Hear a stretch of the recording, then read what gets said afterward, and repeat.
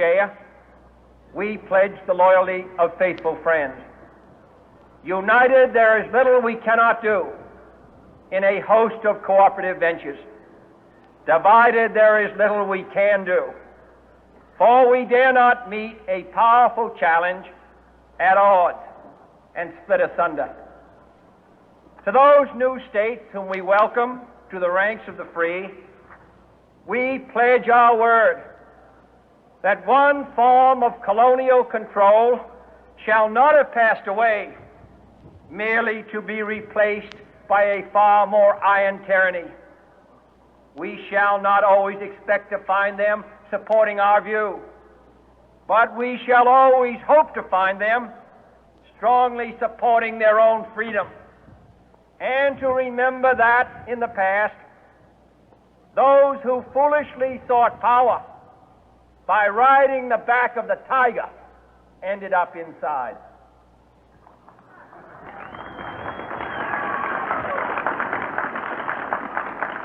To those people in the huts and villages of half the globe struggling to break the bonds of mass misery, we pledge our best efforts to help them help themselves for whatever period is required, not because the communists may be doing it, not because we seek their votes, but because it is right.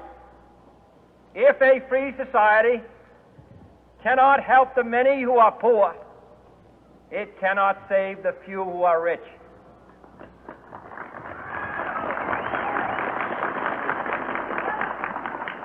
To our sister republics south of our border, we offer a special pledge to convert our good words into good deeds, in a new alliance for progress, to assist free men and free governments in casting off the chains of poverty. But this peaceful revolution of hope cannot become the prey of hostile powers.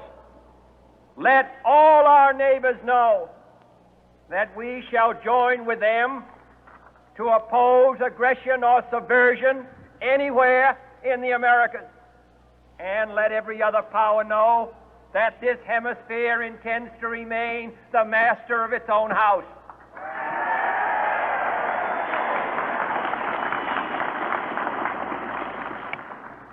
To that World Assembly of Sovereign States, the United Nations, our last best hope, in an age where the instruments of war have far outpaced the instruments of peace, we renew our pledge of support to prevent it from becoming merely a forum for invective, to strengthen its shield of the new and the weak, and to enlarge the area in which its writ may run. Finally, to those nations who would make themselves our adversary, we offer not a pledge, but a request that both sides begin anew the quest for peace. Before the dark powers of destruction, unleashed by science, engulf all humanity in planned or accidental self-destruction, we dare not tempt them with weakness, for only when our arms are sufficient beyond doubt can we be certain beyond doubt that they will never be employed.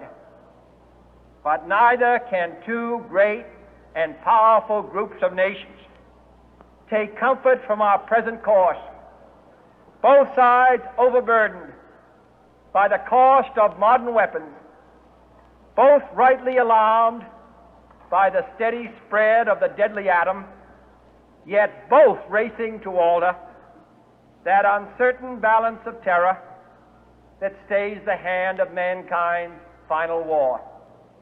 So let us begin anew, remembering on both sides that civility is not a sign of weakness, and sincerity is always subject to proof. Let us never negotiate out of fear, but let us never fear to negotiate.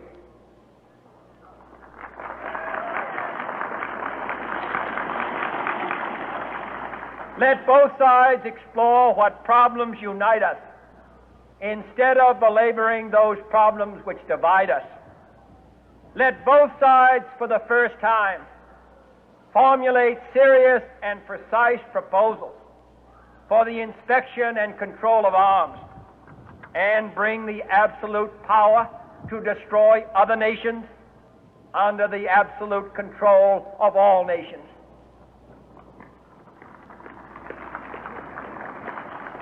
Let both sides seek to invoke the wonders of science instead of its terrors.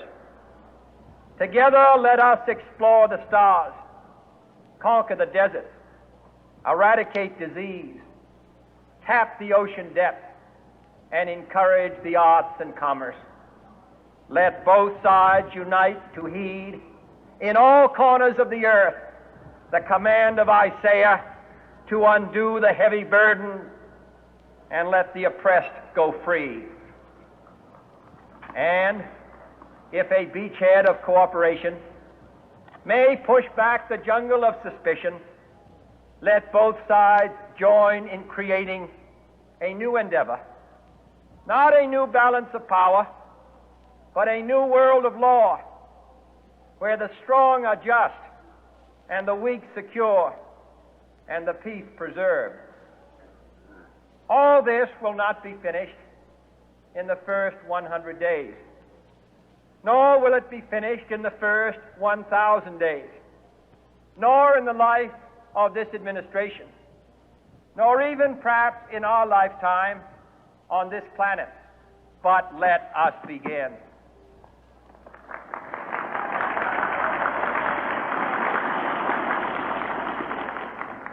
In your hands, my fellow citizens, more than mine, will rest the final success or failure of our course. Since this country was founded, each generation of Americans has been summoned to give testimony to its national loyalty.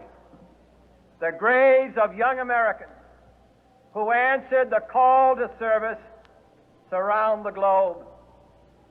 Now the trumpet summons us again, not as a call to bear arms, though arms we need, not as a call to battle, though in battle we are, but a call to bear the burden of a long twilight struggle, year in and year out, rejoicing in hope, patient in tribulation, a struggle against the common enemies of man, tyranny, poverty, disease, and war itself. Can we forge against these enemies a grand and global alliance, north and south, east and west, that can assure a more fruitful life for all mankind? Will you join in that historic effort?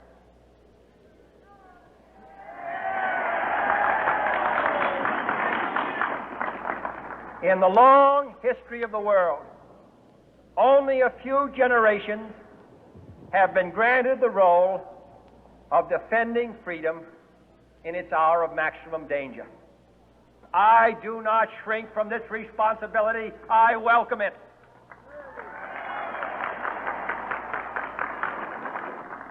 I do not believe that any of us would exchange places with any other people or any other generation. The energy, the faith, the devotion which we bring to this endeavor will light our country and all who serve it. And the glow from that fire can truly light the world.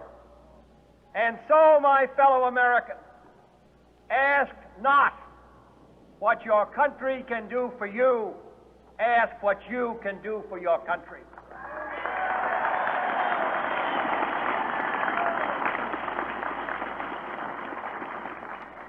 My fellow citizens of the world, ask not what America will do for you, but what together we can do for the freedom of man.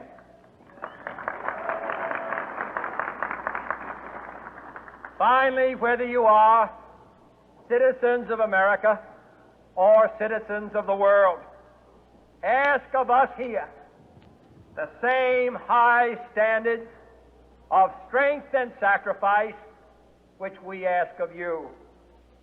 With a good conscience, our only sure reward, with history the final judge of our deeds, let us go forth to lead the land we love, asking His blessing and His help, but knowing that here on earth God's work must truly be our own.